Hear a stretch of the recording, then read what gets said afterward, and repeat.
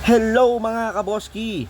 For today's video, dadayuhin natin ang isa sa pinakakilala at masarap na kainan dito sa Mandaue City, Cebu.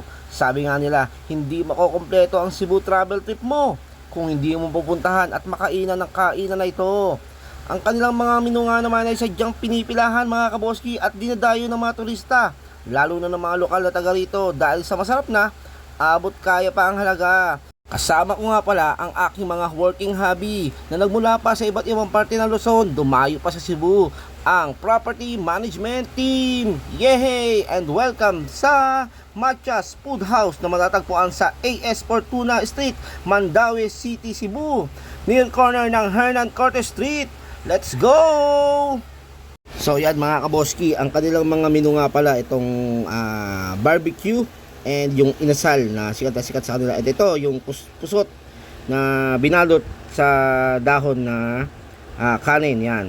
So ayan yung mga in-order natin and napakasarap lalo na itong barbecue. Yan tinuturo ni Mr. Gayem aka Gayem, Mr. Nice Guy. So yan, hindi kami naka-order ng balbacoa mga kaboski kasi naubusan at talagang maunang nauubos to, and ginagawa talaga nila, isang batch lang talaga yung niluluto nila at binibenta, hindi sila yung tuloy-tuloy, kaya yung lasa talaga ay pinipilahan. So napakasarap. So nag-food trip kami lang dito.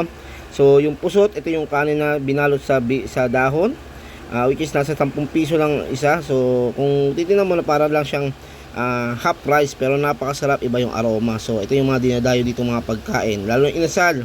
Hindi ko lang napakita mga kaboski yung inasal, napakasarap, iba yung lasa para sa akin, daig pa yung mga inasal niya. And then isa rito sa mga dinadayo mga kaboski itong anilang milkshake, kasi kung sa ibang mga milkshake ka bibili parang powders type lang ginagamit, ito talaga real avocado, real mango yung ginagamit niya. Napakasarap. So yan, naparami tayo ng kain dyan, apat tayo na pusot.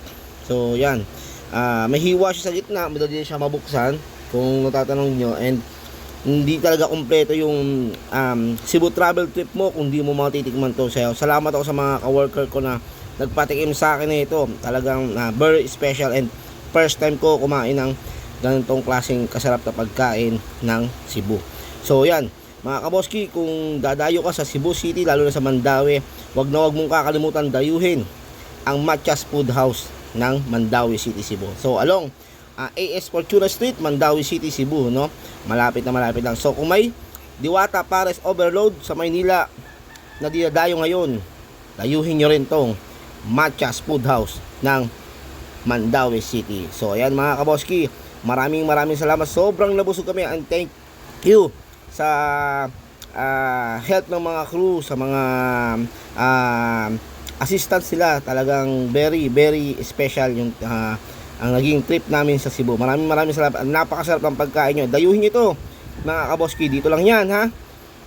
Huwag nyo kakalimutan ang Machas Food House dito sa Cebu. Maraming salamat mga kaboski, and thank you for watching. Sana nabusog kayo at nag-enjoy at may natutunan sa mga video na to. Kung nakarating sa inyo ang video to, comment nyo ang inyong lugar. Thank you!